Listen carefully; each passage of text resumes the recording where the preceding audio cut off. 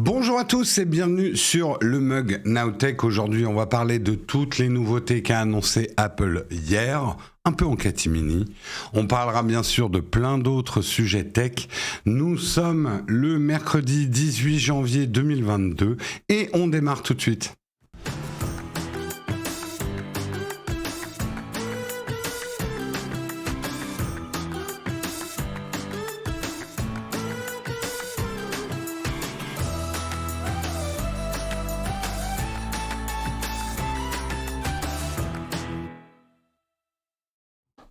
Bonjour à tous, j'espère que vous allez bien ce matin, bien réveillé. Déjà un grand merci à Oxymore12 avec son 30e mois d'abonnement, c'est plus de l'amour, c'est de la rage.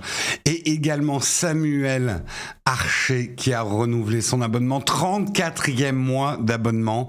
Il va vraiment falloir que je trouve une formule pour les 3 ans, les 4 ans, etc.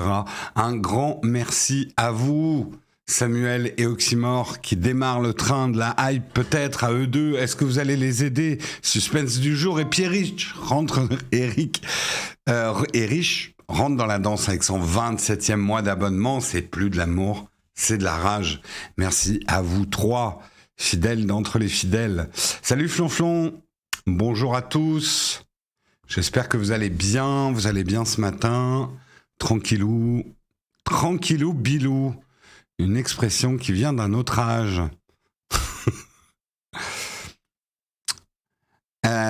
Salut Beurre Président, salut Gécard, salut Anna Roux, salut Pierre Neves, salut Shake-Lol, salut TechWills, salut Pierre Rich, salut.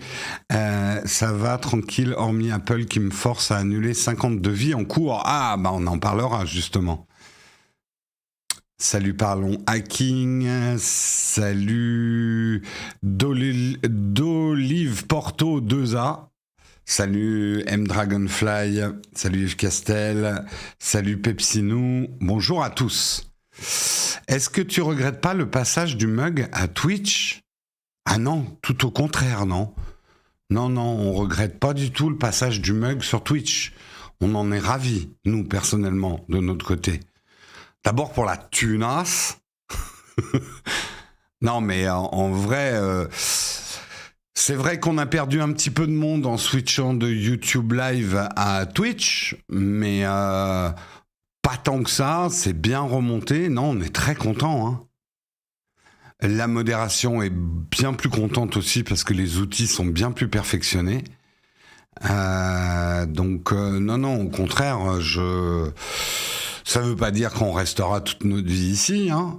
De toute façon, ça veut pas dire non plus qu'on va faire le Mug toute notre vie non plus, hein. Bonjour. Vous êtes bien sur le Mug. Je ne devrais pas faire de l'agisme comme ça. C'est pas drôle du tout.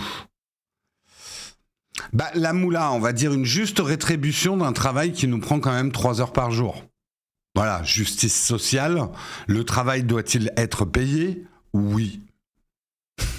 Voilà. Utiliser les deux, non, ça serait très compliqué. On a fait des tests dans ce sens-là. D'abord, il faut savoir que quand on a commencé sur Twitch, les contrats ne le permettaient pas. Twitch ne permettait pas de diffuser sur 2 plateformes en simultané. Les choses ont changé, mais ça serait la gestion de 2 chatrooms qui serait très très compliquée. Et on veut pas non plus mélanger du contenu live avec des vidéos. Aujourd'hui, le fait c'est que si vous commencez à tout faire au même endroit, les algorithmes, ils aiment pas beaucoup ça. Donc, pour l'instant, en tout cas, on reste monocanal Twitch pour le live.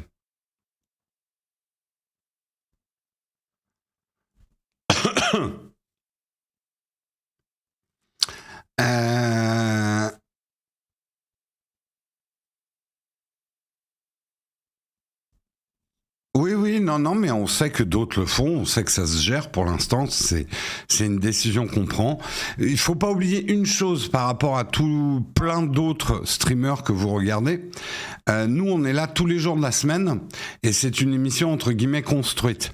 On a quand même un travail en amont de préparation d'émissions. C'est pas non plus comme si on streamait tous les jours en faisant du jeu vidéo. Et grand respect pour ceux qui font ça, mais ils n'ont pas de travail préparatoire pour le live. Après, ils ont un travail préparatoire de gestion, de sponsors et tout ça.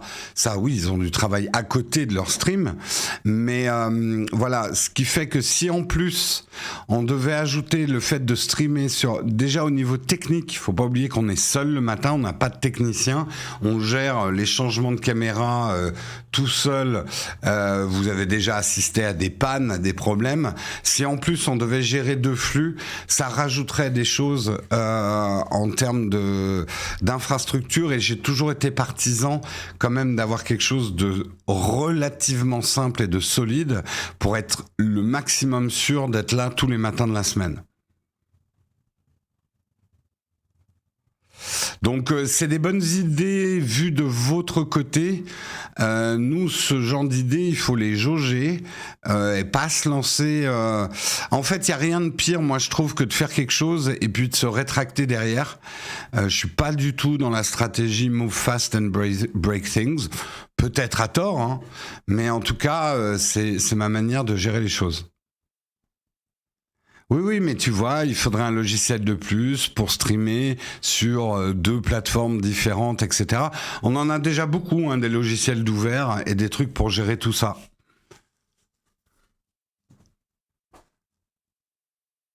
Mais il faut jamais dire jamais. Beaucoup de choses qui peuvent changer. Allez, un grand merci à Dodobar79 pour ton 16e mois d'abonnement. Un grand merci Loutre48 pour ton 11e mois d'abonnement. Merci beaucoup à vous.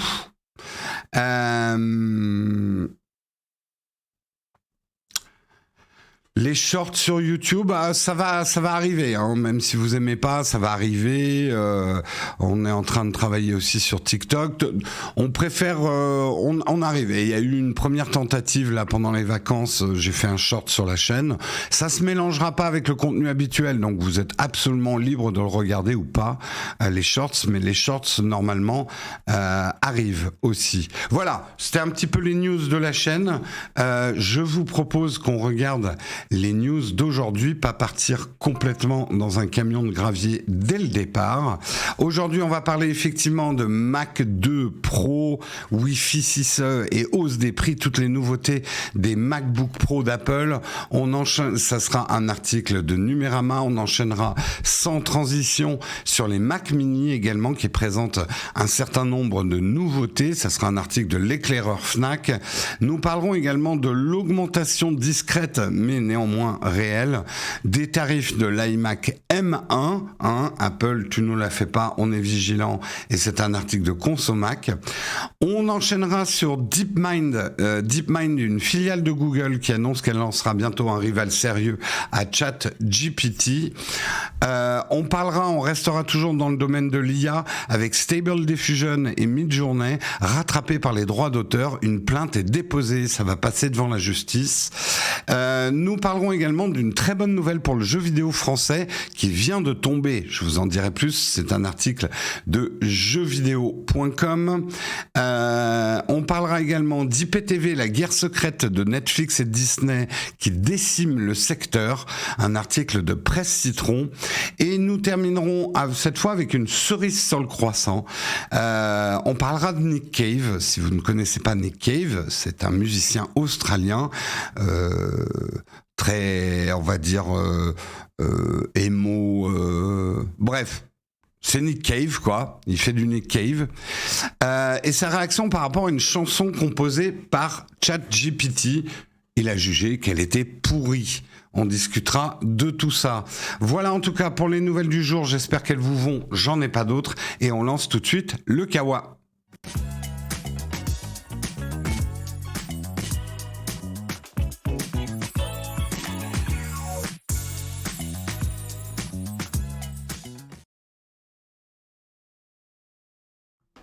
Le Kawa est lancé, on va commencer à parler effectivement hier Apple par communiqué de presse et par une vidéo, mais sans public, sans battage médiatique.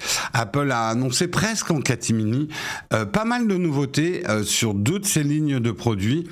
On verra aussi qu'il y a aussi quelques changements de prix sur d'autres lignes de produits.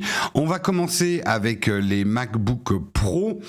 Donc par communiqué de presse, Cupertino annonce le rafraîchissement de ces surpuissants MacBook Pro de 14 et de 16 pouces qui passent des puces M1 Pro et M1 Max aux puces M2 Pro, M2 Max. Le reste est inchangé, mais leur prédécesseur excellent trop pour que ce soit un problème. Il y a aussi des nouveaux Mac Mini, mais ça on en parlera dans l'article suivant. En termes de design, pas de nouveauté, pas de relooking. On pense effectivement qu'Apple va garder ce design pendant pas mal de temps, histoire d'amortir les chaînes de production. C'est une évidence. Vous aurez le choix effectivement entre un écran de 14,2 ou 16,2 pouces avec encoche.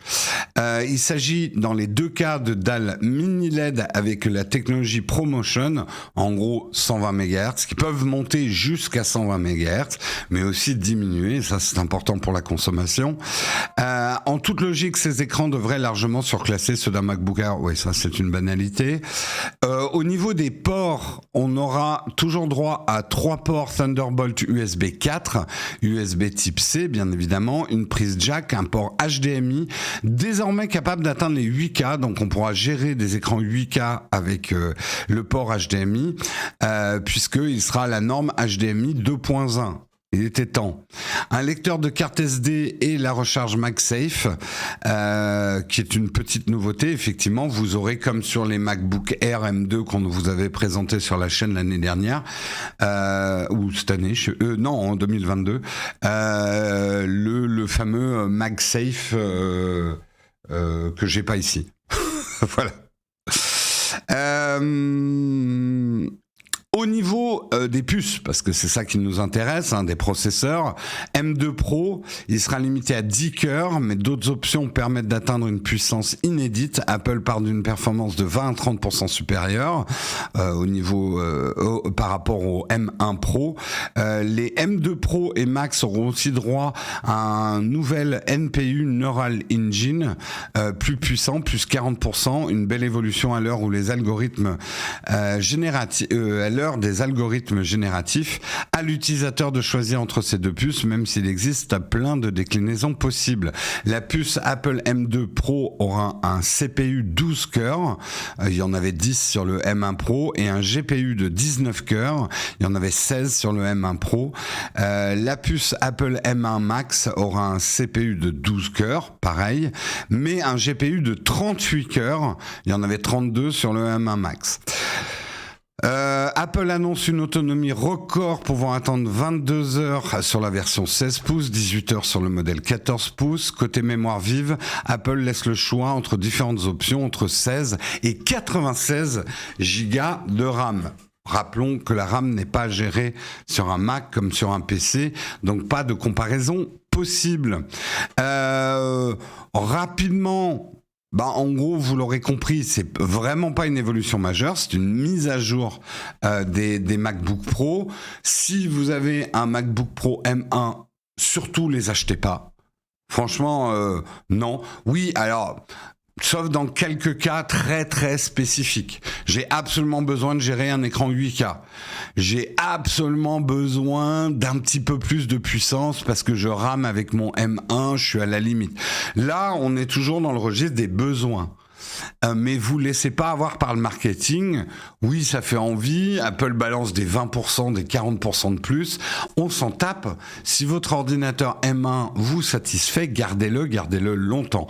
Par contre, effectivement, si vous êtes encore avec un MacBook Pro Intel, on l'avait déjà dit l'année dernière, on le redit cette année, le passage aux puces M1 ou M2 est un vrai saut de qualité, de performance et surtout d'efficience, de consommation énergétique par rapport à la puissance, et là ça vaut carrément le coup.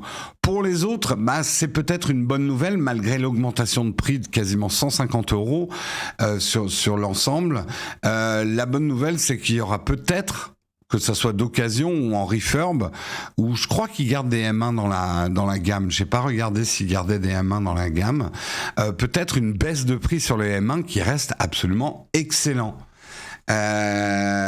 Donc, petite déception hier, mon MacBook Pro M1 a planté sur Final Cut, il n'a pas supporté 90 flux en parallèle. Oui, mais voilà, 90 flux en parallèle, comment tu fais des montages, toi ? 90 flux en parallèle. J'espère que c'est de l'humour. Ouais, les M1 seront plus dans la gamme, mais justement, c'est vraiment le moment de regarder au niveau du refurb. Vraiment, moment de regarder au niveau du refurb. Parlons, on enchaîne sans transition. Parlons des Mac Mini, produit hyper intéressant, le Mac Mini, un espèce de Mac minimaliste avec juste l'essentiel dedans. Eh bien, Apple a présenté des nouvelles versions du Mac Mini équipées d'une puce M2 ou M2 Pro. Donc, il n'y aura pas la version Max, mais c'est quand même déjà pas mal. Le Mac Mini était jusqu'ici équipé de la puce maison M1. Il y avait même encore, je crois, un Intel dans la gamme.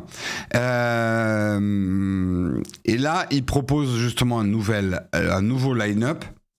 La version équipée de la puce M2 possède un CPU 8 cœurs ainsi qu'un processeur graphique 10 cœurs jusqu'à 24 Go de mémoire unifiée et un SSD allant de 256 Go à 2 Teraoctets de stockage possible. La marque nous promet des performances accrues pour le montage vidéo, le gaming ou encore la retouche d'images via Photoshop. De son côté, un Mac Mini équipé de la puce M2 Pro va encore plus loin. Il possède un CPU 12 cœurs, 8 haute performance et 4 autres efficacités énergétiques, ainsi qu'un GPU 16 cœurs. Il peut être équipé de 32 Go de mémoire unifiée maximum et son stockage de base peut accueillir 512 Go de données sur le SSD. Le Mac Mini M2 possède 2 ports Thunderbolt 4 à forte bande passante qui peuvent prendre en charge jusqu'à 2 écrans simultanément. Le modèle équipé de la puce M2 Pro dispose lui en plus de 4 ports Thunderbolt 4 qui peuvent prendre en charge 3 écrans. Apple souligne que ce modèle peut également prendre en charge un écran 8K, mais pas par HDMI, manifestement. Une première pour le Mac. Pour le reste, les deux modèles possèdent la même connectique, 2 ports USB-A. Ah si, un port HDMI, pardon. My bad. Un port HDMI, une prise casque et un port Gigabit et Ethernet. La version standard équipée d'une puce M2 sans option avec 256 Go de stockage sera vendue 699 €.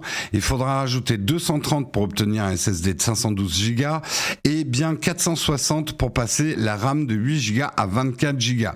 Le Mac Mini M2 Pro, quant à lui, sera vendu à partir de 1549 €.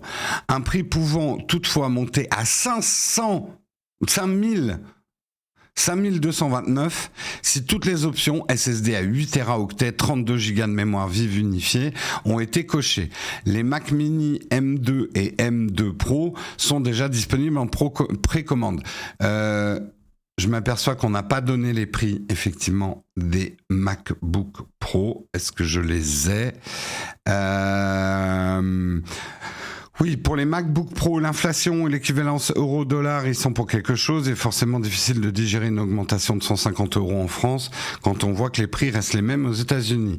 Au maximum, c'est-à-dire dans sa configuration la plus puissante, avec un M1 Max, un M2 Max, faute de frappe, 96 Go de RAM et un SSD de 8 Tera, un MacBook Pro 16 pouces pourra monter jusqu'à 7599 €. Mais le prix d'entrée... je l'ai pas.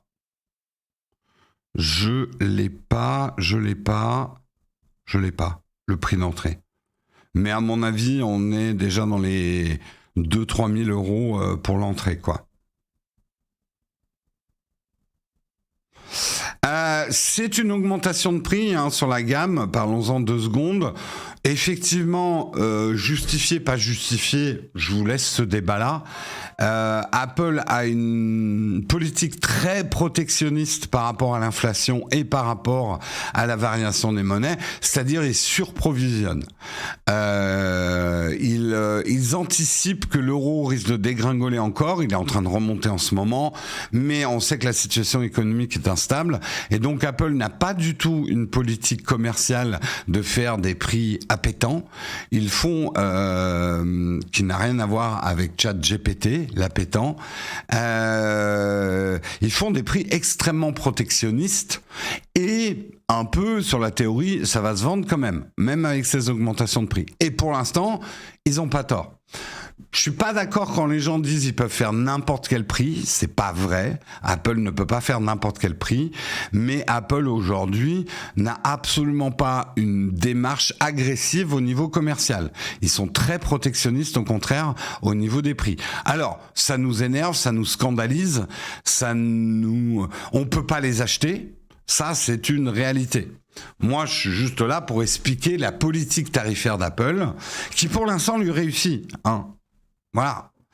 Mais je suis d'accord, et Flonchon le dit, et je le disais dans ma vidéo pourquoi Apple est trop cher, il y a une limite. Il y a un moment où Apple va être trop cher. Apple perd certainement des clients aujourd'hui à cause de certains de ses prix, notamment sur les entrées de gamme. Et on l'a beaucoup dit avec l'iPad.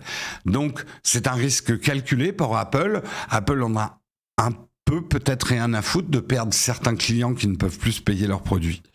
Je sais, hein, on peut vivre ça comme une injustice, et c'est une forme d'injustice. L'économie de marché est une injustice. Luttons et faisons la révolution mondiale. Un seul ordinateur pour tout le monde, au même prix, construit par l'État, et voilà, on n'en parle plus.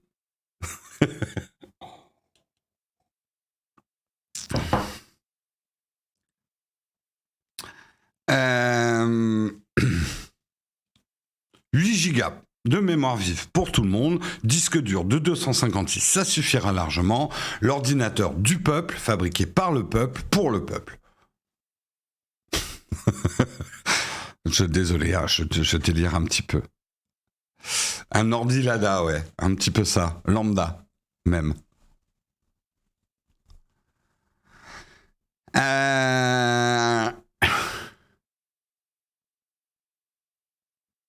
Oui, parce que les PC fournis au lycée, ils sont mauvais.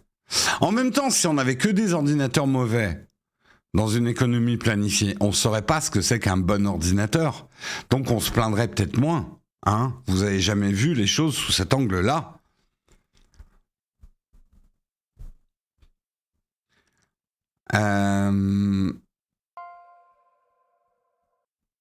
Phil Brequin est partout. Ça y est, Jérôme annonce sa présidentielle. Ah non, moi je ne suis intéressé que par le leadership mondial de la nouvelle révolution mondiale.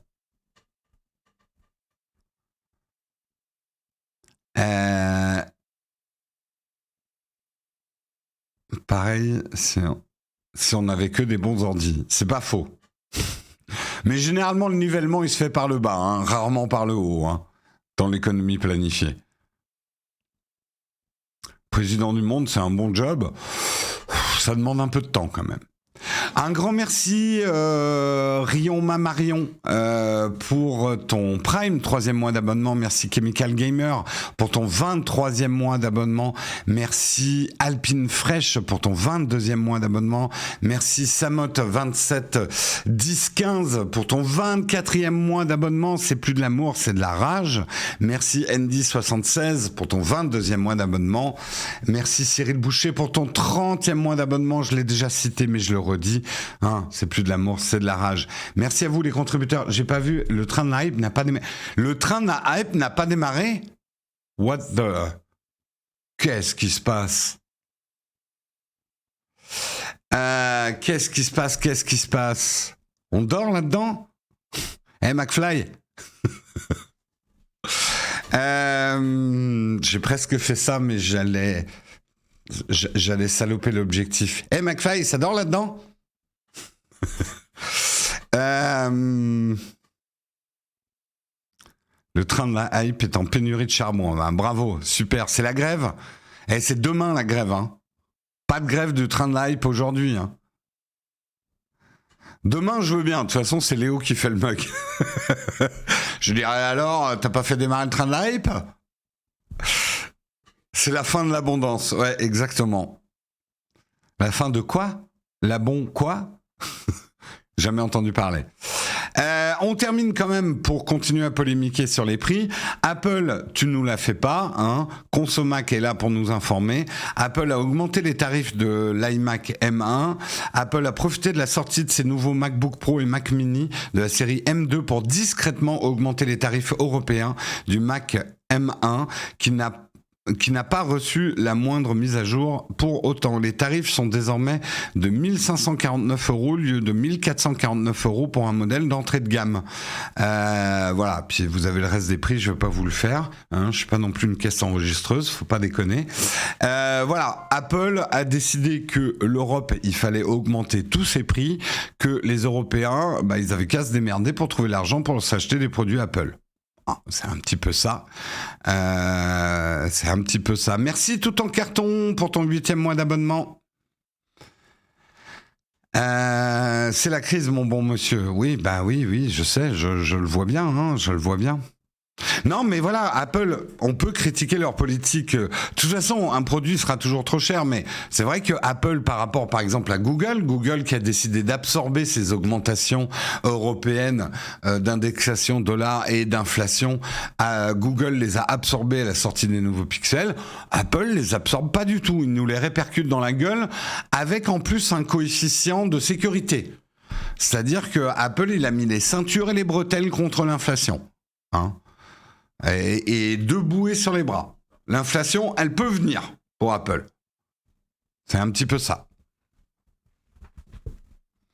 En vrai, je vais vous le dire comme je pense, notamment là on parle de certains produits et les MacBook Pro, je pense pas que 150 € de différence découragera les acheteurs du M2. Ça peut paraître triste, etc. De toute façon, je pense qu'un MacBook Pro est trop cher pour un particulier. Vous avez le droit en tant que particulier, si vous êtes riche, de vous en acheter un. Je suis pas en train de dire n'achetez pas un MacBook Pro, mais ce n'est pas un produit pour les particuliers. C'est un produit pour les professionnels, les entreprises, qui sera dans des tableaux d'amortissement. Auquel cas, 150 €, oui, ça fait mal, mais ça va pas détourner des entreprises qui ont besoin de MacBook Pro d'acheter des MacBook Pro. Voilà. Parce qu'en vrai, une entreprise, et je le sais, puisque nous, on a augmenté nos prix aussi. Hein. Aujourd'hui, quand tu es une entreprise, face à l'inflation, tu augmentes tes prix. Pour la plupart, nous, on a augmenté nos prix aussi, parce que on est pris à la gorge comme n'importe quelle entreprise. Hein.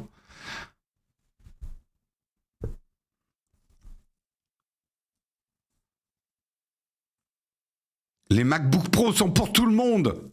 Mais je ne suis pas en train de vous dire que vous êtes un méchant parce que vous en achetez un en tant que particulier. Je vous dis juste qu'à ce prix-là, ce n'est pas un ordinateur pour les particuliers. C'est mon avis. Vous avez le droit de ne pas être d'accord avec mon avis, mais j'ai le droit d'avoir mon avis. Un ordinateur, de toute façon, pour moi, un ordinateur à plus de 1500 €, et encore 1500 €, c'est du gros PC pour se faire plaisir, mais un ordinateur au-delà de 1500 €, il faut l'amortir, il faut qu'il te rapporte quelque chose. Après, si t'es un particulier, t'as quoi dépenser 4000 € dans ta config de gamer, tant mieux, hein, tant mieux pour toi. Moi, mais je pense que, voilà.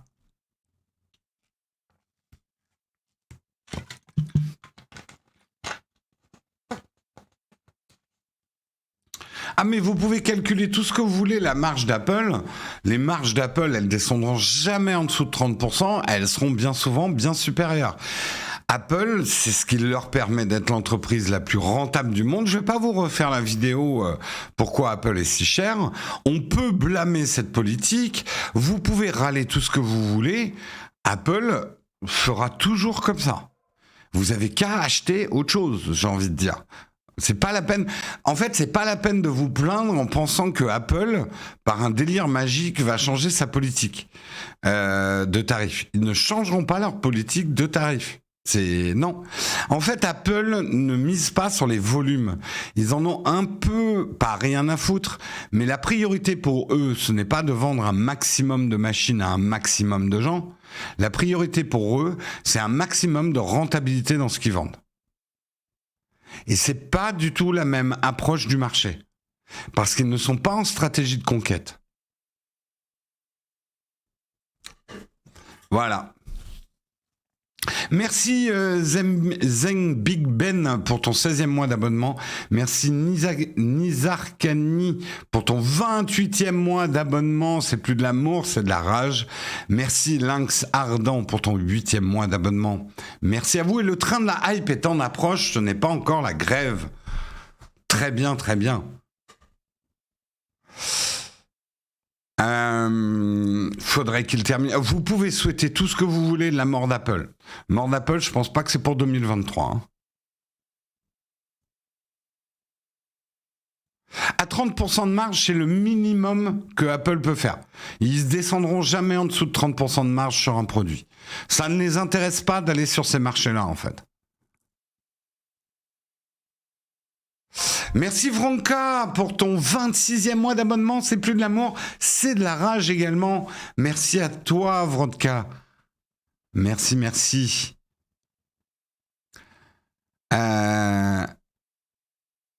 Allez, sur ce, on enchaîne sur les autres articles du jour. On a passé déjà beaucoup de temps sur Apple. On va parler de DeepMind. Alors, qu'est-ce que DeepMind ? DeepMind, c'est la filiale de Google et elle annonce qu'elle va lancer bientôt un sérieux rival à ChatGPT. DeepMind, la filiale de Google, annonce qu'elle pourrait bientôt lancer son rival à ChatGPT et son chatbot permet d'être un assistant IA plus sûr. Le PDG de DeepMind, Demis Hassabis, non, ce n'est pas un Égyptien, a déclaré au Time que l'entreprise envisageait de lancer son propre chatbot appelé Sparrow pour une version bêta privée en 2023. Étant donné la relation étroite entre DeepMind et Google, il pourrait devenir la réponse du géant à la recherche ChatGPT. Selon Demis Hassabis, le léger retard du lancement de Sparrow est dû à la volonté de DeepMind de s'assurer que le logiciel dispose de fonctionnalités importantes qui font défaut à ChatGPT, notamment la citation des sources spécifiques. Comme l'a déclaré Hassabis au Times, il est juste d'être prudent sur ce front. Mais les véritables capacités apparaîtront clairement lorsque la version bêta publique sera lancée dans le courant de l'année. Nous ne manquerons pas de prendre du popcorn pour assister au premier débat sur le chatbot AI entre Sparrow, affilié à Google, et ChatGPT, de plus en plus proche de Microsoft. On vous parle bientôt de tout ça dans une vidéo que je spoil parce que je sais qu'elle est en cours de montage. Donc elle devrait arriver très bientôt.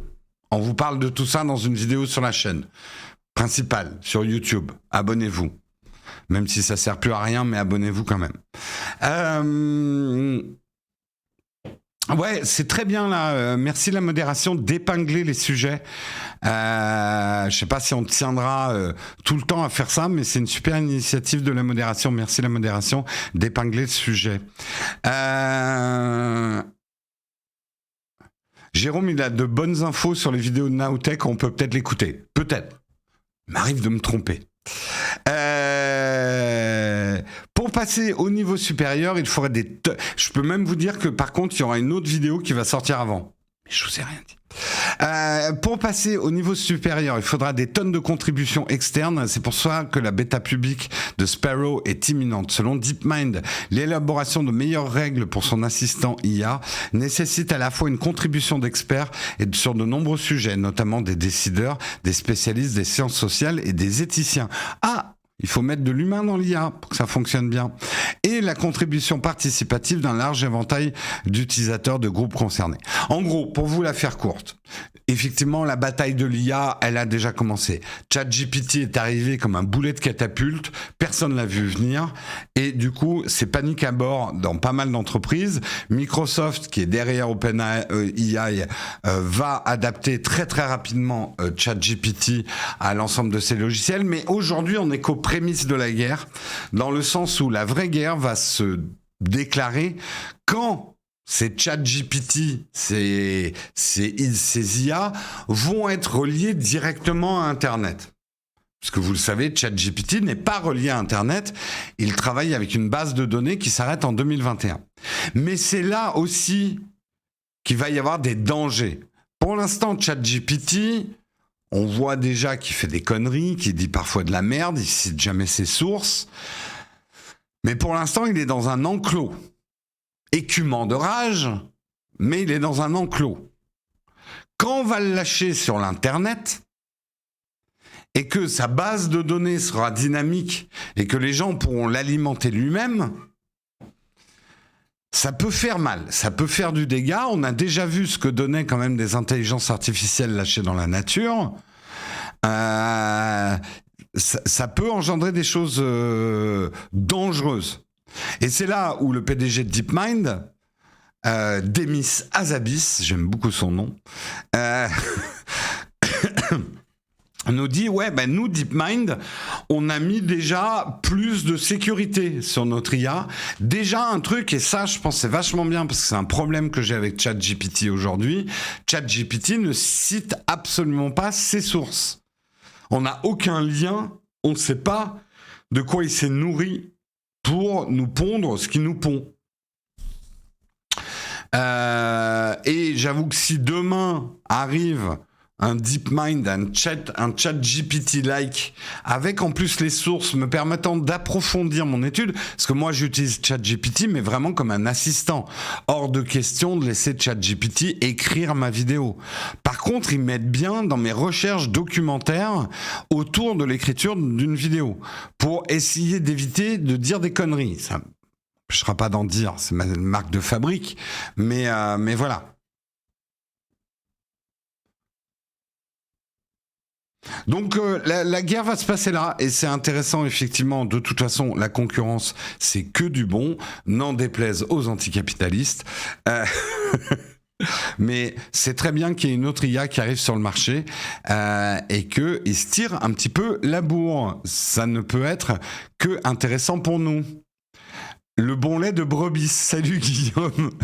Oui, c'est exactement ça. Demis Hassabis, le bon lait de brebis. Même débat que pour modérer un chat, tu peux pas tout laisser passer. Exactement. Ne vous en déplaise. Ouais, liberté d'expression. Continuons sur l'IA. L'IA dans la tourmente. Très bon titre YouTube, mais c'est pas du tout ce dont je vais vous parler. C'est Stable Diffusion et Midjourney qui sont rattrapés par le droit d'auteur. Une plainte a été déposée. On a parlé des problèmes des artistes envers ces IA qui fabriquent des images en piochant dans toutes les images qui existent dans le monde. Eh bien, 3 artistes, Sarah Andersen, Kelly McKennan et Carla Ortiz, viennent ainsi de déposer une plainte contre Stability AI et Midjourney. La plateforme de portfolio DeviantArt, qui a développé son propre outil d'IA, DreamUp, est aussi attaquée. Dans cette affaire, les créateurs sont soutenus par le cabinet Joseph Saveri et l'avocat Matthew Butterick, déjà en procès avec qui? Contre Microsoft, OpenAI, GitHub, dans le dossier de l'IA Copilot. Donc voilà, en gros, ce que vous devez retenir, les procès tombent. Le trio accuse les entités mises en cause de violer les droits d'auteur de plusieurs millions d'artistes sur près de 5 milliards d'images utilisées pour alimenter les intelligences artificielles. Il faut dire que le cadre juridique est encore flou autour de cette technologie. Les intelligences artificielles capables de générer des images n'utilisent en effet pas à proprement parler des illustrations d'artistes dans leur production, mais extraient des représentations mathématiques d'images qui leur sont présentées. Celles-ci sont réutilisées ultérieurement pour réaliser sur demande des figures originales. Sauf qu'il est ensuite possible de faire commerce de ces productions, comme le montre la sortie prochaine, par exemple, d'un manga édité grâce à Midjourney. Pour l'avocat Matthew Butterick, la capacité des IA à inonder le marché d'un nombre essentiellement illimité d'images violant les droits infligerait des dommages permanents pour l'art et les artistes sur le marché.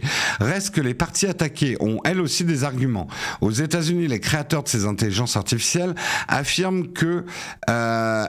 ainsi que l'utilisation du matériel sous copyright serait couverte par la doctrine du fair use, qui peut permettre de réduire ponctuellement les droits d'auteur pour l'intérêt du public. Le tribunal permettra-t-il d'apporter une réponse satisfaisante? Mesdames et messieurs du juré, j'ai une solution très simple. J'ai une solution très simple. Oui, je pense qu'on a raison de dire, pour le bien du public, on devrait avoir le droit d'exploiter n'importe quelle œuvre en faisant fi du copyright. Je reconnais ce droit, le fair use. On devrait pouvoir piocher n'importe quelle image s'en inspirer, enfin l'IA s'en inspirer pour produire une image. Certes. Mais la vendre, ça c'est une autre affaire, monsieur le juge, les jurés, enfin les gens là. Qu'est-ce que tu dis, Guillaume? Je suis pas d'accord. Ce n'est pas comparable. L'IA impose dans le quotidien. C'est trop long, Guillaume. Fais des réactions plus courtes. Ah non, c'est Jim Kerr qui t'a répondu. Fais des réponses plus courtes, j'ai pas le temps de dire. En fait, le problème, il est à la fois simple et très compliqué. C'est exactement comme la techno et le rap. Il n'y a pas à interdire aux gens de composer de la musique avec la musique des autres. C'est une liberté d'expression artistique. Par contre, en faire commerce, ça c'est autre chose. Parce qu'à partir du moment où tu te fais de l'argent, de la moula, du flouze, tout ce que tu veux, avec le travail des autres, ça me pose un problème. En fait, j'ai un raisonnement bassement économique. Que tu utilises le travail des autres pour faire de l'art de manière désintéressée, pas de problème. Et je suis même pour qu'on fluidifie cette possibilité-là. Par contre, si c'est pour créer une œuvre qui va te rapporter de l'argent derrière, c'est un tout autre débat, en fait. Et je le dis en étant moi-même un média, on crée du contenu, on fait de l'argent avec ce contenu. Il nous arrive parfois de piocher dans des ressources, des photos, des images, des vidéos d'autres. Quand on peut, on cite les sources, mais on les paye pas. Vous voyez, donc je vous donne le bâton pour me faire battre. Alors, je pense quand même qu'il y a un entre-deux, c'est quand on est dans l'information, d'avoir le droit d'apporter une information en l'illustrant avec le travail d'autres. Ça, c'est un droit à l'information. Ça, je me battrais quand même pour. Mais par contre, quand je fais de l'argent avec le travail de quelqu'un, il est normal que cette personne soit rémunérée. Alors, je sais que ça sera compliqué. Ça sera extrêmement compliqué pour les IA de citer toutes les sources qui leur ont permis de nous produire une œuvre. Mais, et c'est quelque chose de très compliqué dans le monde de la musique, un morceau de rap, un morceau d'électro qui stampe énormément d'autres titres, ils font déjà ce boulot-là. Et c'est des métiers à part entière, retrouver toutes les sources et rémunérer toutes les personnes tierces qui ont permis de créer ce titre, en fait. Alors, il y a des marchés intermédiaires. Aujourd'hui, on peut créer des bibliothèques de sons qui vont se charger, elles, de répartir entre les ayants droit. Mais je suis pas révolutionnaire dans le sens où je pense que le droit à l'image, le droit du copyright est un droit important parce que, alors je suis peut-être quelqu'un de désabusé, mais je pense qu'une partie de l'expression artistique, en tout cas artisanalo-artistique, disparaîtra s'il n'y a plus de rémunération. En gros, ce que je suis en train de dire, c'est si on n'a plus l'incentive de pouvoir gagner sa vie en faisant de l'art, 80% des gens qui font de l'art vont disparaître. Il restera 20% de gens pour qui feront un boulot à côté et qui feront de l'art en passe-temps, pour la passion. Mais si tu enlèves la passion avec $2, 80% des créateurs de contenu artistique vont disparaître. Et ça, c'est un problème en soi, parce que même pour les IA, parce que ça veut dire 80% de la base de données qui permettra de nourrir les IA avec un nouveau style et des nouveaux styles, des nouvelles façons de faire, va disparaître. Donc appauvrissement de la base de données. Et encore, je suis très généreux en disant que 80% des artistes ont besoin de vivre de leur art. Mais voilà. En tout cas, les procès tombent, on en reparlera à la fin des procès. On passe à la news suivante. Une très bonne nouvelle est tombée pour le jeu vidéo français. Une bonne nouvelle, France, qu'est-ce qui se passe ? Eh bien, tout a commencé en 2017, sous l'impulsion du député Denis Masseglia. Un groupe d'études un peu particulier se fondait à l'Assemblée nationale. Le groupe d'études jeux vidéo. Mais, et il est déjà bon de le savoir, à quoi sert un groupe d'études. Heureusement qu'on peut compter sur notre ami Jean Massier, le streamer qui vulgarise et démocratise la politique sur Twitch, pour nous éclairer de ses explications. Les groupes d'études à l'Assemblée nationale sont des organisations plus light, plus lâches, avec moins officielles par rapport aux commissions de l'Assemblée nationale. Ça permet donc aux députés qui le souhaitent de se tenir au courant les uns les autres sur des sujets spécifiques. Le but du groupe d'études jeux vidéo était donc de documenter et de soutenir le développement du jeu vidéo en France. Notamment, par exemple, d'être attentif à la question des salaires et des conditions de travail dans le milieu du jeu vidéo, ainsi qu'au serious gaming, l'addiction, la diversité, l'e-sport, les conditions de pratique de l'e-sport, etc. Mais 4 ans plus tard, cette initiative était remise en cause. En effet, à la fin de l'année dernière, on apprenait que le vice-président de l'Assemblée nationale, Sébastien Chenu, avait décidé d'enterrer le groupe d'études de jeux vidéo au plus grand désarroi des membres et de toute l'industrie. On lit le tweet de Jean Massier à cette époque-là. Le groupe d'études jeux vidéo de l'Assemblée nationale va être supprimé à cause d'un blocage du Rassemblement national. La première industrie culturelle du pays va ainsi perdre ce bel espace transpartisan né il y a 5 ans seulement. Courage aux députés qui travaillent, le jeu vidéo a besoin de vous. Est-ce que Jean Massier avait raison de dire que le jeu vidéo est la première industrie culturelle en France ? Oh que oui ! Oh que oui, c'est effectivement la première industrie culturelle en France, loin devant les autres. En France, c'est 25 000 talents dans le jeu vidéo, 1200 jeux par an. Désolé, j'ai perdu mon iPad, il va revenir, il commence à se mettre en grève.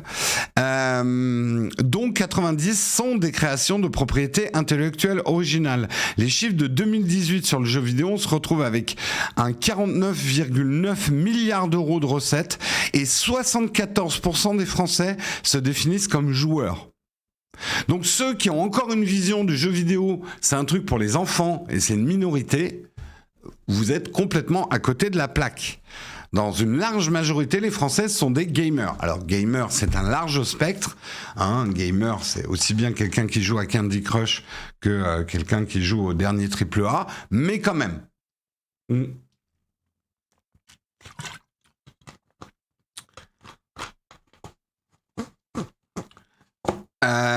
Ça va mal, Ubisoft dans la sauce. On en a parlé hier sur Note. Bientôt des notes de nouveaux jeux par l'Assemblée nationale. Non mais, c'est hyper important quand vous avez une industrie aussi importante en France, qu'on la préserve, qu'on la surveille, et que l'Assemblée nationale, au minima, moi je dirais il faudrait faire une commission, mais au minima il y a un groupe d'études, quoi. Eh bien, c'est ça la bonne nouvelle. Le groupe d'études est finalement maintenu et fait partie des 80 groupes d'études agréés pour la XVI législature. Pour la 16e législature. Moi aussi, j'ai du mal avec les chiffres romains. À vrai dire, on le savait déjà depuis quelques semaines, et Jean Massier l'évoquait dans la vidéo citée plus haut, datant du 15 décembre. Mais le grand retour est maintenant acté et officiel. Donc il y aura bien un groupe d'études jeux vidéo à l'Assemblée nationale, et c'est bien, et c'est important. Donc ça, c'est cool. Ça, c'est cool. On termine avec le dernier article du jour. On va parler d'IPTV, la guerre secrète de Netflix et de Disney qui décime le secteur. Un article de Presse Citron. Une lutte féroce est en train de se jouer entre les détenteurs de droits et les acteurs pirates, tels que les sites de streaming illégaux et les IPTV. L'Alliance for Creativity est and Entertainment, LAS, une organisation très peu connue du grand public, tente en effet de faire fermer en masse les sites web dans le cadre de poursuites judiciaires. Cette coalition fédère de très nombreuses entreprises allant des studios de cinéma aux plateformes de streaming en passant par les grands groupes de télévision qui s'engagent à lutter contre le piratage numérique. Parmi elles, nous retrouvons des géants tels que Netflix, Amazon, Disney ou encore Canal+ en France. Selon les chiffres révélés par Torrent Freak, portant sur le seul mois de décembre 2022, l'ACE a réussi à fermer et à prendre le contrôle de 40 à plus de 50 domaines de sites diffusant du contenu pirate ou proposant des services d'IPTV. C'est une goutte d'eau par rapport à ce qui se joue maintenant depuis plusieurs années. Nos confrères estiment en effet à plus de 600 domaines diffusant du contenu piraté qui ont disparu depuis 2017 suite à l'action déterminée de ces coalitions d'entreprises. Voilà, en gros, l'ACE aurait quand même un beau tableau de chasse en faisant fermer 600 domaines. Alors, il y en a beaucoup plus, mais c'est pas rien non plus. En ce qui concerne la France, l'Arcom est également déterminé à lutter contre le streaming illégal. Pour ne citer qu'un seul exemple, l'autorité administrative nous avait informé que le blocage des sites avait entraîné une chute de 76% du piratage de la Ligue des champions de football en France en avril dernier, en France donc. L'étau se resserre également contre les IPTV, avec un blocage bien plus rapide que par le passé de certains fournisseurs. Pour autant, rien n'est encore gagné. De nombreux Français ont pris l'habitude de consommer des contenus audiovisuels piratés. Rien n'a changé, on est toujours dans un jeu de whack-a-mole. Le whack-a-mole, c'est pas du guacamole, c'est quand avec une massue, vous assommez des taupes, c'est un jeu de fête foraine. Voilà, et il y a toujours des nouveaux sites qui apparaissent. Mais quand même, c'est vrai que pirater aujourd'hui, c'est un petit peu plus compliqué qu'à une certaine époque. Je parle pas des débuts, parce que les débuts du piratage étaient quand même très compliqués. Disons que les sites ferment assez vite. Donc, il faut quand même... faut anticiper et pas trop s'habituer à une IPTV. Et surtout, vous les payez pas en avance. Et surtout, demandez-vous où va l'argent quand vous payez une IPTV. Mais ça, c'est un autre débat moral aussi. Voilà, il faut être prêt à changer de crèmerie. Même au niveau des torrents, et attention de ne pas trop faire des promotions dans le chat, parce que la modération va vous modérer. Mais moi, j'en parle. C'est vrai que les torrents, il y a des sources qui disparaissent aussi vite qu'elles apparaissent. Attention quand même de pas trop donner de conseils de piratage. On n'est pas contre le piratage sur la chaîne, mais on est contre la promotion du piratage, parce que notamment il y a une chose qui nous déplaît énormément dans le piratage, c'est l'argent du piratage. On parlait tout à l'heure de se faire de l'argent avec le contenu des autres. Même si vous avez une vision Robin des Boisesque du monde en pensant que les majors sont des sales riches et qui méritent de se faire voler leurs trucs, tu ne peux pas avoir une loi qui permet ça, et c'est le début du chaos si tu es permissif à ce niveau-là. En tout cas dans l'économie de marché. Après, on retombe toujours sur le même débat. Si vous voulez un autre monde, faites une révolution mondiale pour basculer dans un autre type d'économie. Mais en tout cas, en économie de marché, on ne peut pas accepter que des gens parasitaires se fassent de l'argent sur la création de contenu des autres. C'est quoi le business model des IPTV? Où va l'argent? Posez-vous la question. Si vous pensez rétablir la justice en utilisant des IPTV que vous payez, vous êtes en train de nourrir des systèmes qui ne sont pas forcément ceux que vous croyez. Voilà. Et sans tout de suite partir dans des titres chocs en disant le piratage c'est la mafia, parce que c'est beaucoup plus nuancé, beaucoup plus compliqué que ça, vous nourrissez quand même des systèmes économiques parallèles, et c'est pas joli quand on gratte un peu. Voilà. D'une manière générale, piratage, c'est vous face à vous-même, mais payez pas pour pirater. Mais le problème, c'est qu'il y a d'autres moyens de payer que vous ne connaissez pas. Quand vous allez sur des sites de piratage qui ont des pubs que vous estimez dégueulasses, c'est un énorme marché pour eux. Et ils se font plein de pognon avec votre visite. Donc, quelque part, vous encouragez un système aussi. Hein. Voilà, c'est tout.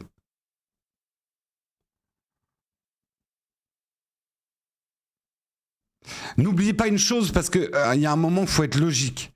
Les IPTV diffusent des images de certains canaux. S'il n'y avait que des IPTV, qui produirait des images? Voilà, enfin, il y a un moment, si vous tuez tous les systèmes économiques de création de contenu, il n'y a plus de contenu à regarder. C'est de la logique, hein. Voilà, c'est un peu comme si tu dis, si tout le monde gruge au niveau d'un impôt, bah, il va y avoir un problème. Alors ceux qui grugent vont toujours vous dire, il y a des cons pour payer à ma place, mais au bout d'un moment, si tu diminues le nombre des cons qui payent à ta place, bah, il y a plus d'argent. Et là, dans notre cas, il n'y a plus de contenu. Donc la pensée de, ouais, moi je pirate, mais je m'en fous, il y en a d'autres pour payer à ma place, elle a ses limites aussi, cette logique-là. Hein.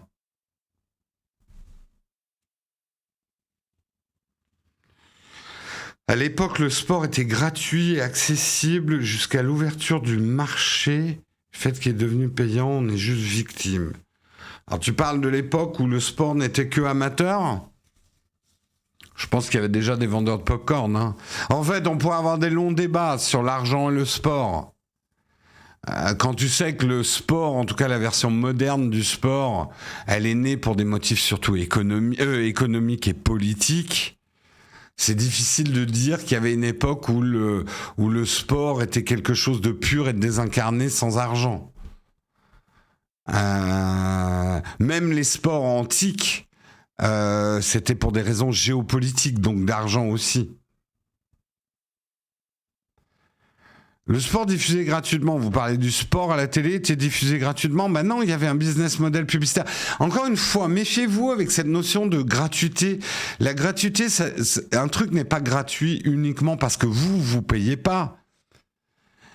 En fait, il faut différencier l'accès gratuit à quelque chose et quelque chose qui ne génère pas d'argent. Il y a toujours eu, depuis, même quand c'était diffusé, entre guillemets, gratuitement à la télé, pour vous, le sport, il y avait de la pub dedans. Donc il y avait tout un business model de vente de cerveaux disponibles, les vôtres. Donc tu payais pas directement, mais tu payais avec ton temps de cerveau disponible. C'est une forme de paiement aussi.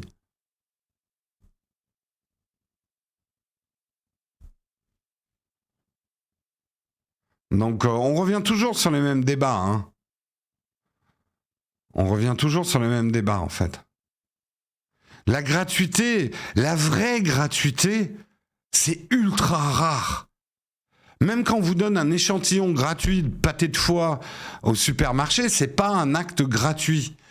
Le vrai acte gratuit de bonté désintéressée, heureusement il y en a, hein, je suis pas en train de dire qu'il y en a pas à travers le monde, mais le véritable acte gratuit, c'est hyper rare.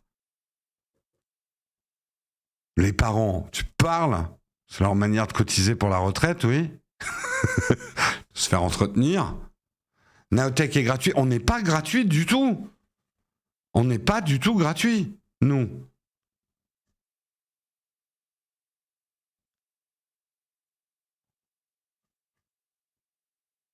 L'acte gratuit, c'est l'open data, par exemple. On pourrait aussi discuter. Il faut quand même qu'il y ait des transactions au bout d'un moment. On a bien vu, justement, que quand il n'y a pas de transaction, ça peut rendre les choses dangereuses. Parce que le problème, c'est quand il n'y a pas de transaction, il n'y a plus de responsabilité. C'est ça aussi le problème de l'acte, le vrai acte gratuit.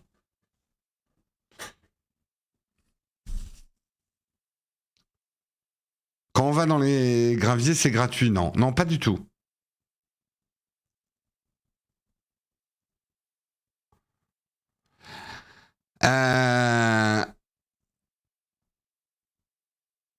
Naotech, c'est pas gratos, j'ai demandé à ma carte bleue, elle confirme. Ouais, mais Nitro, j'espère bien que tu utilises nos liens d'affiliation parce que sinon tu nous rapportes pas un copec avec ta carte bleue. Et là, je t'en veux. Ça y est, Jérôme devient méchant. Bah, on travaille pas pour la gloire, hein, les gars, hein.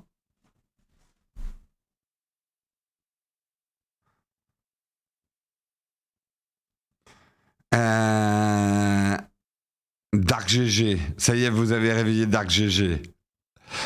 Celui qui veut vos subs, celui qui veut votre affiliation. Merci à toi, Nitrowood. Bref, on part sur des débats, mais c'est quand même des débats intéressants de se rappeler, parce que ce côté contenu gratuit, la gratuité, on nous a tellement baisé avec l'Internet gratuit, qui n'a jamais été gratuit, et on en paye le prix aujourd'hui. Et j'emploie les mots pas par hasard. Le gratuit est une bonne vaseline quand même. Hein, on pourrait mettre ça sur un t-shirt. Méfiez-vous du gratuit. Méfiez-vous du gratuit, vraiment. Allez, 99% du temps, il y a un business model derrière. Et ça peut être des business models très très dangereux parce qu'en plus, ils vous sont cachés.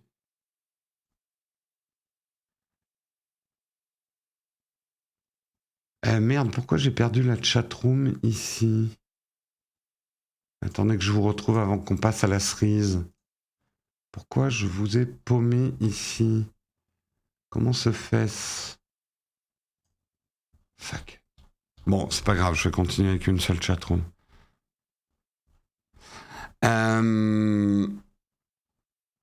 Voilà. Sur ce, je vous propose que nous passions à la cerise sur le croissant.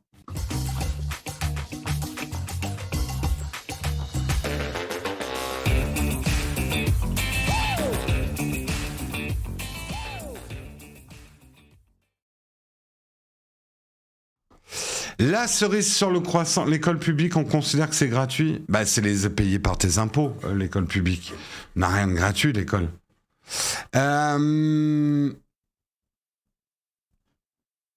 Oui. Si c'est le produit, c'est toi le gratuit. J'aime beaucoup. Ça aussi, ça ferait un bon t-shirt.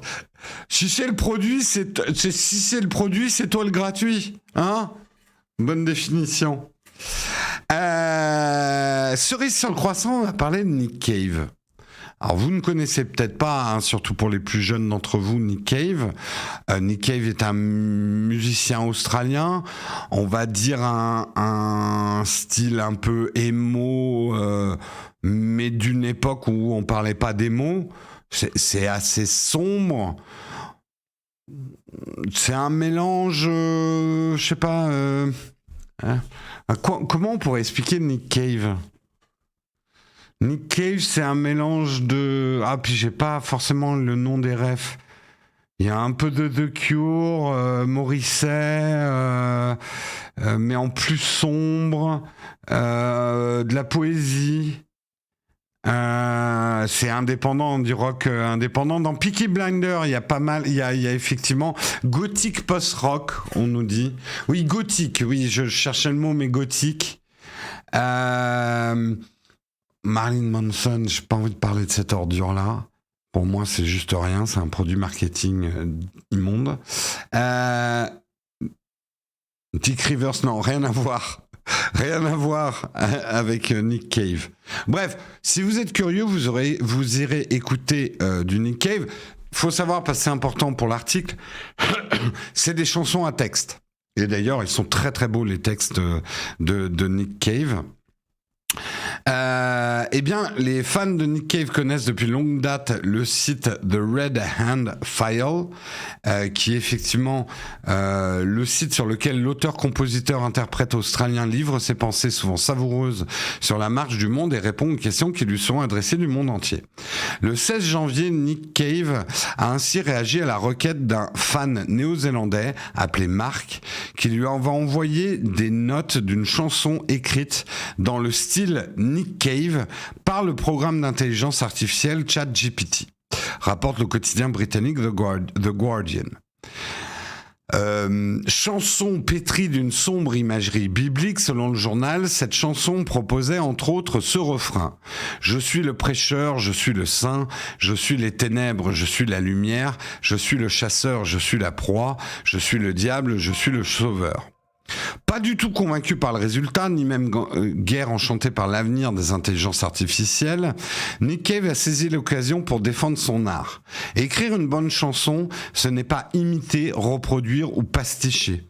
C'est tout le contraire. C'est un geste suicidaire par lequel on détruit tout ce que l'on s'est efforcé de produire auparavant. Alors, geste suicidaire, écriture de chansons, c'est tout à fait le registre de Nick Cave, hein. Le choix des mots n'est pas innocent. Et il poursuit. Ce sont ces nouveaux départs dangereux, tétanisants, qui catapultent l'artiste hors des limites de ce qu'il est ou qu'elle reconnaît comme étant son moi. C'est très intéressant d'avoir la réaction. Alors, certains peuvent dire « Ok, boomer, Nick Cave, gros boomer ». Je pense qu'il est de la... Je sais pas quel âge il a, Nick Cave. Il doit aller sur la soixantaine. Je sais pas si c'est un boomer par contre du coup. Attendez, Nick Cave, je sais pas quel âge il a. Nick Cave. Il est né en 57, donc c'est un boomer, effectivement. Techniquement, c'est un boomer. Il a 65 ans. Ah ouais, quand même. Bref. On pourrait dire effectivement... Non, je sais plus la définition de boomer, mais ouais, remarque 57, je sais pas si ça rentre dans la catégorie boomer. Vous checkerez pour moi mon chat GPT. Ouais, boomer, c'est plus 70 ans, ouais. Non, c'est pas une question d'âge, boomer. C'est une question... oui, c'est avant 64. C'est une question de date de naissance. En fait, les boomers font partie de la génération baby-boom. Donc, effectivement, c'est bien un boomer en termes de génération. C'est ceux qui sont nés... Non, pas avant 73. C'est ceux qui sont nés avant 60-64. Voilà. Le baby boom, c'est le 45 à 1960. Bref, juste pour être précis dans les mots. Donc on pourrait dire, Nick Cave, t'as rien compris, l'avenir c'est ChatGPT, t'es un boomer, voilà. J'ai plusieurs réactions moi, qui me viennent, et après je vais me retourner vers les autres. On disait un petit peu la même chose à mon époque avec l'arrivée du voice coder. Ça n'est plus de la musique, avant on chantait avec une vraie voix. On disait ça aussi avec l'arrivée de la techno, mais c'est pas eux qui ont fait la musique. Ils ne prennent que la musique, ou le hip-hop, ils prennent la musique des autres, ce n'est pas de la musique, etc. Et moi à cette époque, j'étais jeune. Je disais, mais qu'est-ce que c'est que ces vieux cons? C'est vachement mieux ce qu'on fait en hip-hop, en électro et tout ça, que les vieux types de rockers qui jouaient vraiment à la guitare, etc. C'est le combat d'Hernani. Alors là, je fais appel à votre culture. Le combat d'Hernani, pièce de théâtre qui donna un combat entre les anciens et les modernes. Et c'est la dynamique... Envie de canner.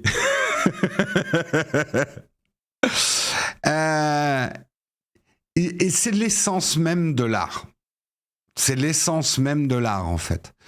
Cette dualité entre les anciens et les modernes. C'est bien Hernani. Attends, je suis peut-être en train de me tromper de ref.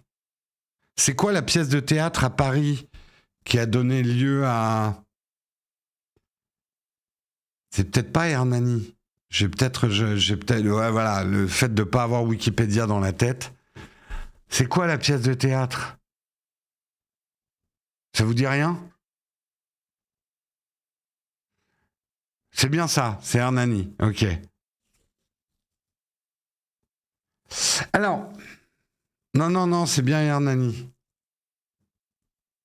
En fait, c'est cette friction entre des artistes qui bouleversent. Moi, je pense qu'un artiste utilisant ChatGPT et l'IA va donner des choses intéressantes. Mais ça ne veut pas dire pour autant que Nick Cave a tort. Je pense que même que cette lutte cette lutte entre des nouveaux outils, la modernité, le progrès et une certaine résistance de l'être humain qui cherche toujours à définir qui suis-je, où suis-je, pourquoi je suis là, qu'est-ce qui fait de moi un humain, c'est cette dynamique de friction qui donne les choses intéressantes. Donc, il n'a pas tort, mais il n'a pas raison non plus. Je pense que ça ne sert à rien de jeter l'IA, parce que de toute façon, elle est incontournable, et que certains artistes arriveront à l'exploiter pour en faire des choses intéressantes. Parce qu'au final, qui décide qu'il aime une musique ? Qui décide d'écouter ? Qui retient tel ou tel tableau ? Un tableau appartient-il à son artiste ou appartient-il à celui qui le regarde, le tableau ? Une bonne question philosophique. Parce que le jugement j'aime pas, est-ce qu'il doit tenir compte des outils qui ont permis de produire l'œuvre ? Et 2, ça reste une décision qu'une intelligence artificielle ne peut pas prendre. Peut-on séparer l'artiste de ChatGPT ? Bon, là je pars dans mes grandes diatribes. Il est certainement plus intéressant de vous lire vos avis là-dessus. C'est aussi important d'émettre une certaine opposition pour que les usages ne partent pas dans tous les sens, puis de se rendre compte des conséquences. Oui, mais on pourrait revenir effectivement l'utilisation du voice coder. Est-ce que le voice coder a tué le chant ? Ça dépend comment il est utilisé. Café Philo, merci de sortir vos écharpes et d'enfiler vos casquettes, tout à fait. Avoir les bons outils technologiques n'est qu'un progrès selon le bon usage que l'on fait. ChatGPT reste un progrès. Ça reste un outil, on est complètement d'accord, Eric. Le tableau appartient à celui qui le restaure. Le CID, oui, mais allez lire la bataille d'Hernani. Ça a vraiment été une bataille entre les anciens et les modernes. Justement, la bataille du modernisme en art contre une certaine tentation à être réac en art, à dire c'était mieux avant. Et c'est normal, c'est la dynamique de l'art. Mais c'est même la dynamique humaine. Toujours foncer de l'avant sans oublier d'où on vient. Oh là là, c'est beau. C'est beau. Un tableau appartient surtout celui qui l'achète. Non, il y a un proverbe japonais, moi, que j'aime beaucoup. C'est ta maison ne t'appartient pas, elle appartient à celui qui la regarde. Il y a quelque chose dans... Effectivement, la propriété, c'est une notion économique. Mais est-ce que quelque chose n'appartient pas à celui qui admire, celui qui regarde, celui qui aime ? Ça bouleverse complètement la notion de propriété. Hein, mais c'est de la philo. Hein. Demande à Joule pour le voicodeur.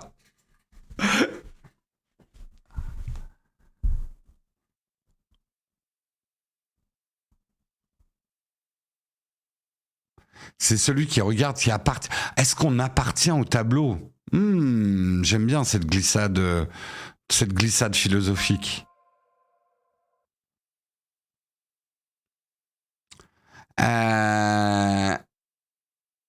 Donc, quelque part, l'émission nous appartient, puisqu'on l'écoute. Tout à fait. Tout à fait. Et encore plus si vous sebez. C'est pas moi qui ai fait l'économie de marché, les gars. Hein. Moi, j'ai des salaires à payer, hein, les cocos. Hein, donc, désolé de vous ramener dans la triste réalité. Hein. Merci d'ailleurs, Erwan Kenobi, pour... Erwan, j'aime beaucoup ton pseudo. Pour ton 3e mois d'abonnement. Merci Stigma13 pour ton Prime. Merci beaucoup, Jojo l'escargot, pour ton 18e mois d'abonnement. Merci Roswell89 pour ton 7e mois d'abonnement. Merci Armounski pour ton Prime. Merci Sloan Fardel pour ton 22e mois d'abonnement. Merci à vous, les contributeurs du jour. Il est parti le train de la hype ou pas ? Je ne l'ai pas vu passer. Il y a eu un train de la hype.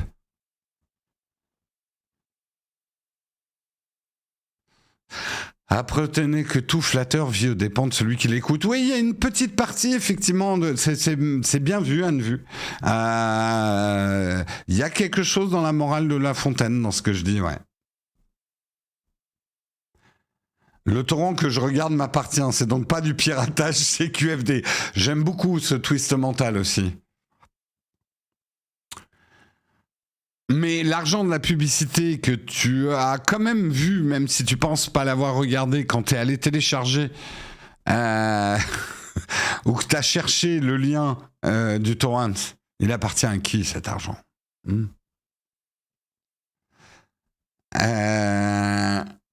Écrire une bonne chanson, ce n'est pas imiter, reproduire ou pasticher, c'est tout le contraire, c'est un geste suicidaire par lequel... Oui, bah ça c'est Nick Cave. Et il a raison aussi. Hein. Si le problème qu'il peut y avoir avec ChatGPT, et c'est un problème global qui touche même pas que là, c'est que on va tomber dans le problème du McDonald's. Le McDonald's, pourquoi c'est un succès, ou le Coca, pourquoi c'est des succès planétaires? Parce que c'est un nivellement par le bas du goût. C'est un goût consensuel qui plaît à tout le monde. Et Nick Cave, c'est tout sauf de la musique qui plaît à tout le monde. En gros, là où GPT et les intelligences artificielles vont nous aider, c'est à trouver les dénominateurs communs d'un grand nombre de gens et de pouvoir faire du McDo d'un article. Ni bon ni mauvais, ni fade ni goûtu. Un goût de revenez-y proche de la cocaïne. Voilà le McDo. Et c'est ce que donneront des chansons faites avec ChatGPT si on les fait de manière littérale. Après, ça ne veut pas dire qu'un artiste ne peut pas utiliser ChatGPT et quand même faire le geste suicidaire de se mettre en danger dans son art pour donner quelque chose de nouveau, quelque chose de créatif. Voilà. Et on appellera ça la tectonique. Bon, la tectonique, ChatGPT aurait pu l'inventer. Hein.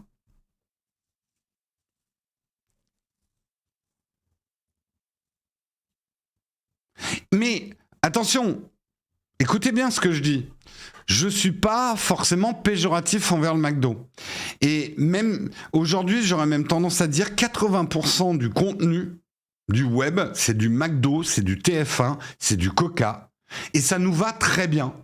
Ça plaît à tout le monde, ça fait des vues, ça crée de l'emploi, etc. Mais ce 80% s'effondrera, je suis vachement dans les pourcentages aujourd'hui, s'il n'y a pas des gens comme Nick Cave ou d'autres, des artistes qui prennent des risques, qui poussent le bouchon plus loin, parce qu'ils ont ça dans les tripes, en fait. Et si on n'a pas un système économique pour ces gens-là, on va perdre la source même, l'énergie même de tout le reste du contenu.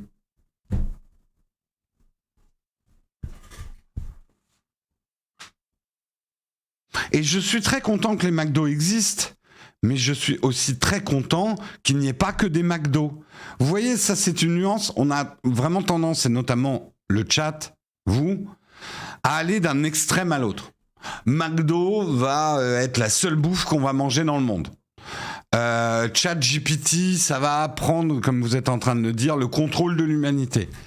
Non, les choses sont toujours plus complexes et beaucoup plus nuancées.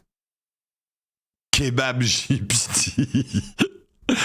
Hein, si t'as pété juste après un kebab, on sait comment ça va se terminer.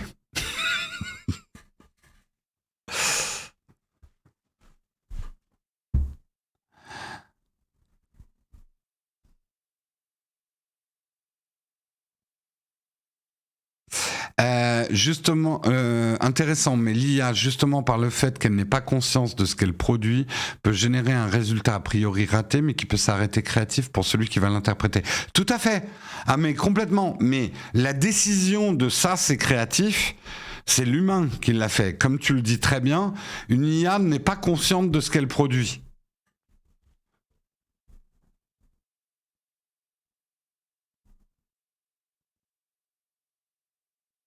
Le seul resto qui va rester, c'est Pizza Hut. C'est le documentaire Demolition Man qui l'a dit, avec les 3 coquillages, ouais.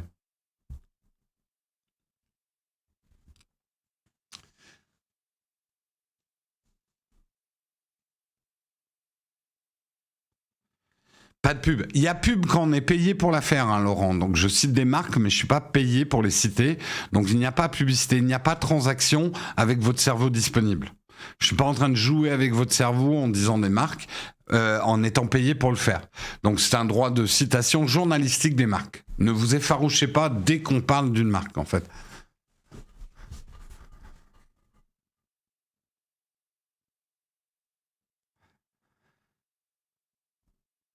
Mais un humain n'est pas conscient de ce qu'une IA produit aussi. Bah si, justement. Et c'est lui qui décide. Tu vois, moi, demain, quand je suis en train de faire un truc sur ChatGPT et je l'utilise, c'est moi qui décrète s'il a fait de la merde ou pas. Ou si je vais utiliser une partie de ce qu'il a fait. C'est moi qui décrète ça.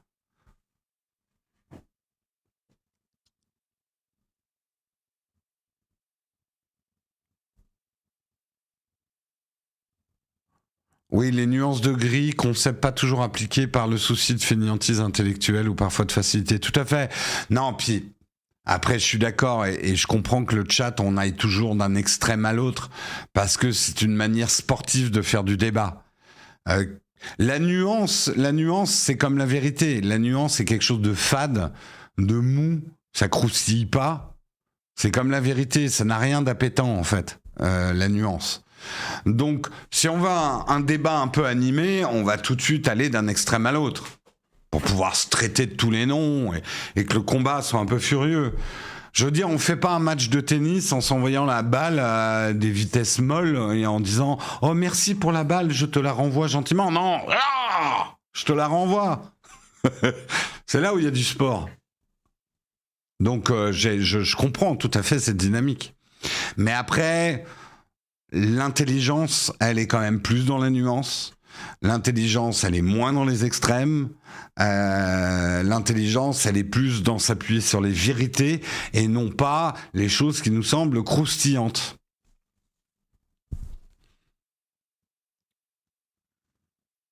Un bon débat philo, hein, c'était pas mal et il nous reste 10 minutes. Je vous propose qu'on parte dans un petit camp de fac. C'est parti.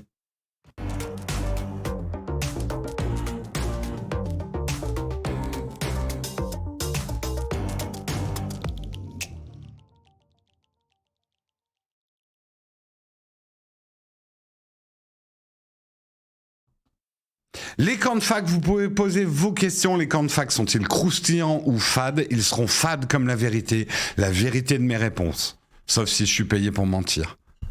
Parce que je suis un influx menteur, un influx voleur. Suite à la présentation du S5 II, j'ai passé commande chez IPLN avec ton code accessoire. Yes! Merci à toi, Pierriche. C'est ça qu'il faut faire. Livraison aussi possible. Un grand merci à toi. N'oubliez pas, non mais je le dis, je plaisante un peu, mais n'oubliez pas nos codes d'affiliation. Je veux dire, nous, ça nous a demandé du travail, on a pris du temps pour vous aider à choisir le produit que vous achetez. C'est une manière de nous dire merci en fait. Un vendeur, vous lui versez bien une commission quand vous sortez du magasin, vous le savez pas, mais oui, il est commissionné à la vente. Donc c'est important que vous pensiez à le faire. Voilà, c'est super cool, merci à toi, Pierriche. Est-ce que tu es content de la marque Tropic Field? Hyper content de Tropic Field. Tiens, je vais te... Ah non, c'est pas celle-ci. Mais j'ai reçu, je vais vous montrer quand même celle-ci. Ça, c'est mes Tropic Field d'hiver. Regardez comme elles sont merveilleusement sorties à mon pull. À l'intérieur, elles sont donc hyper étanches. Elles sont super chaudes. J'ai plus chaud avec ça qu'avec mes Caterpillar. Vachement bon modèle. Hop. Et je ne pue pas des pieds. Le modèle d'hiver, il est vraiment bien. Hein. Voilà, on vous a mis le lien d'affiliation Tropic Field. Allez voir.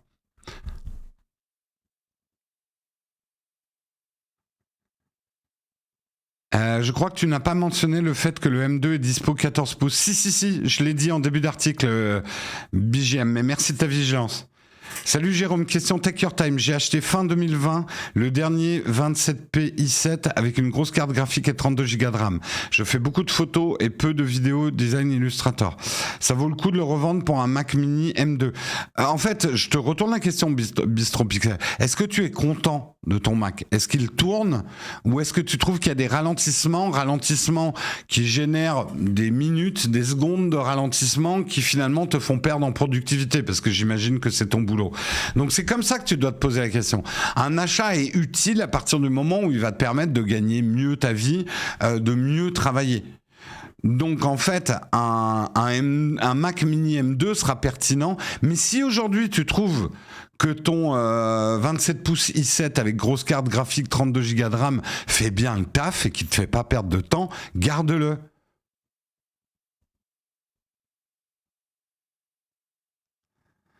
J'attends de voir la chauffe avant d'acheter. J'ai réussi mon concours d'entrée. Mon école, je me l'achèterai. Tu parles du M2. Les M2 chauffent pas trop, hein, donc c'est cool. Je trouve que pour les 3000 balles que j'ai mis dedans, il souffre beaucoup. Il a des ralentissements réguliers. En fait, Bistro, il faut pas que tu raisonnes les 3000 balles que tu as payé pour l'acheter. Tu l'as amorti. J'imagine que tu vends tes photos, donc il est largement amorti. Bah change. Si tu trouves qu'il souffle beaucoup et qu'il a des ralentissements, achète. Nous, on a fait la même chose. On avait pourtant les derniers Intel qu'on avait payé un prix d'or pour le montage des vidéos, mais ils soufflaient, ils crachaient comme des vieilles rombières. On a tout de suite pris, notamment pour Karina, un MacBook Pro bien puissant M1. On va pas le changer cette année par les M2 parce qu'il a une puissance nécessaire à notre production pour l'instant. Mais il y a un vrai saut entre les Intel et les M1, M2. Où est-ce que je trouve le lien d'affiliation pour Tropic Field? On te l'a mis. Le modèle d'hiver de Tropic Field, il s'appelle, je les connais pas, le geyser. Tu as les geysers montantes et les geysers pas montantes. Et c'est leur premier modèle de chaussures étanches et chaudes. Normalement, ils étaient plutôt spécialisés dans les chaussures d'été. Tu es juste passionné. Alors là, le débat...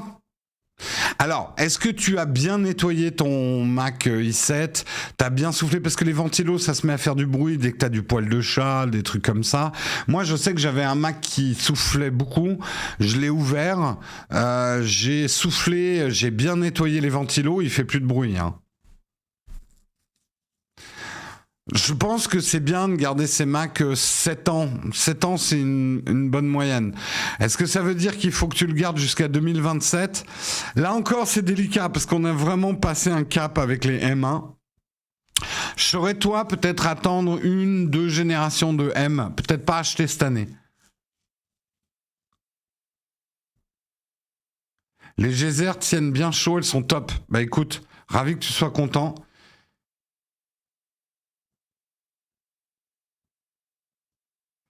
As-tu vu, c'est au Japon, les gens utilisent beaucoup de télévision Sony. Non, j'ai vraiment pas eu le temps de rentrer chez les gens. Donc non, je peux pas te dire. Et on n'est pas vraiment passé au stand télé. On est allé dans les grands magasins d'électronique, mais on est plutôt passé au stand de photos. J'ai pas vraiment vu les stands télé.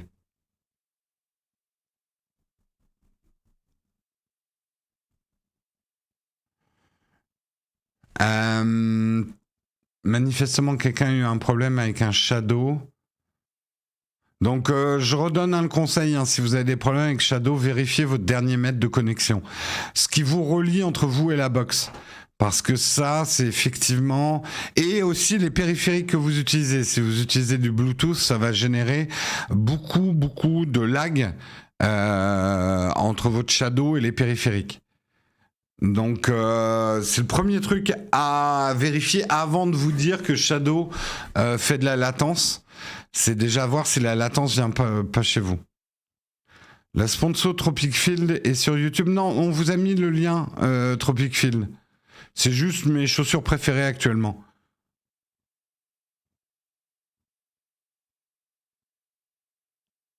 T'as dormi chez l'habitant au Japon? Non, on était à l'hôtel.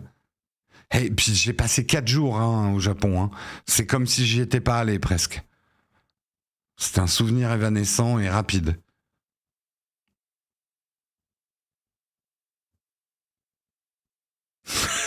Aller au Japon avec Panasonic et demander s'il n'y aurait pas une journée pour aller se renseigner sur Sony. Bah, tu sais, en même temps, il y a beaucoup de vidéos que vous avez vues sur le Panasonic. Il y a plein de séquences qui ont été tournées avec des Sony. Hein. Et ça pose pas de problème à Panasonic. Hein. Ils sont pas non plus... Est-ce que vous avez parlé du Chip Act? J'aimerais savoir s'il y a des pénuries ou autre chose, mais personne n'en parle. C'est quoi déjà le Chip Act? Donc on n'en a pas parlé, si je sais même plus ce que c'est.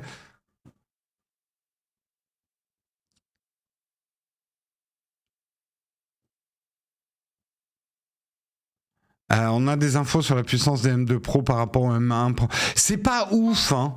C'est bien, mais c'est pas ouf. Vous n'aurez pas un énorme, à part si vous faites certains boulots particuliers, vous n'aurez pas un énorme changement entre les M1 et les M2, je vous le dis. Je vous le dis, j'ai un M2. Merci Lama Penthouse pour ton 7e mois d'abonnement. Merci Monster Dra pour ton 18e mois d'abonnement. Merci à vous les contributeurs.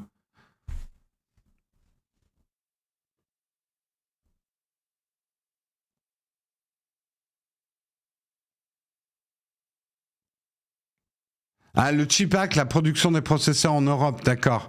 Oui, on en a parlé. On en a parlé, mais pas aujourd'hui.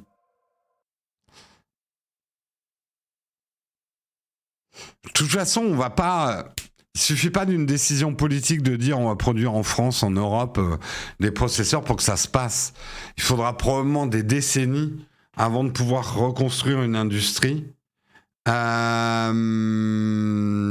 Donc voilà quoi. Je pense pas que ça arrivera de sitôt, si c'est la question. Il est 9h30, je vais pas pouvoir prendre toutes les questions. Rappel, il n'y a pas de mug vendredi. Vendredi, il n'y aura pas de mug, on est en grève. Non, on n'est pas en grève. Simplement, il n'y a personne pour faire le mug. C'est un hasard de circonstances.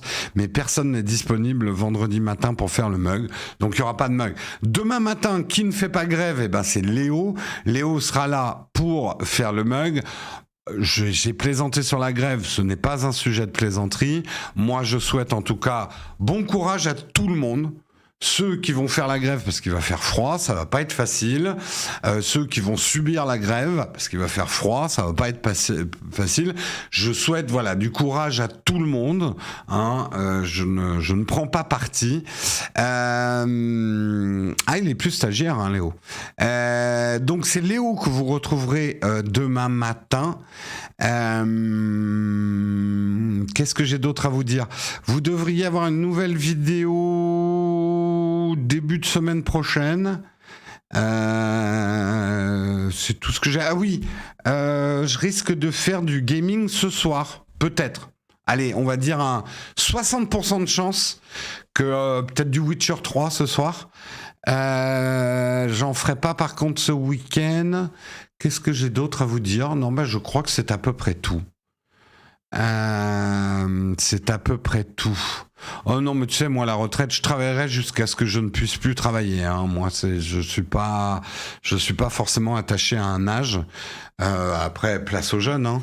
Mais moi, si la vie me le permet, plus je pourrai travailler tard, mieux ça sera pour moi. Je m'en fiche un petit peu de la notion même de retraite. Je suis un indépendant, donc je peux pas raisonner comme ça, en fait. Comprenez-moi aussi. Sur ce, c'est tout ce que j'ai à vous dire. On va faire un raid, bien évidemment. On va faire un petit raid. Tiens, chez ici... Qu'est-ce qu'ils sont? Ah non, attendez. Hop. Tiens, Pépipin. Ça fait longtemps que j'ai pas raid Pépipin. Let's go. Let's go chez Pépipin. Ouh, elle est en train de dessiner des trucs bien appétissants. Je vous souhaite une excellente journée à tous et je vous retrouve du coup lundi normalement, si tout va bien. Ciao tout le monde.